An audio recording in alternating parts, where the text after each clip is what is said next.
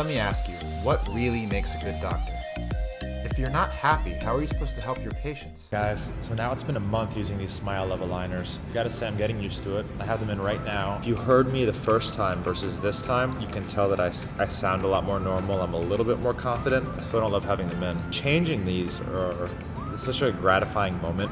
Like you feel your teeth shifting a little bit, and they kind of hurt for a day or two. It hurts to eat hard things, but then you get used to it. Having them in has become more of a routine than a task as it was like the first 2 weeks, but you definitely feel it working. You feel your teeth shifting, and I have no complaints so far. These my dog has not eaten. It's much better.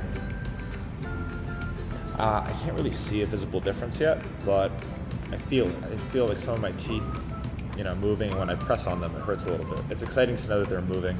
We're making progress. I feel a little bit more comfortable. I still treasure the moments when I have them out. My confidence is definitely up, and I talk a lot more normal. But like as you can tell, I'm talking much more effortlessly now than I was at first. A couple of little things about having these in that I wasn't expecting. You don't ever realize how many times during the day you just want to pop in food or have a coffee or red wine, and that's kind of off the table now. So I actually think I might have lost a little weight. All of my snacking is over. I've been flossing much more consistently than I used to. I got a water pick, and I use it every single night. Before, I was maybe flossing once or twice a week, so not good at all. So I think they've definitely had a positive influence on my dental hygiene, and I'm just really looking forward to the next step every week.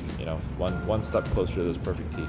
Okay, I will check back in another 2 to 4 weeks with an update on how these are going.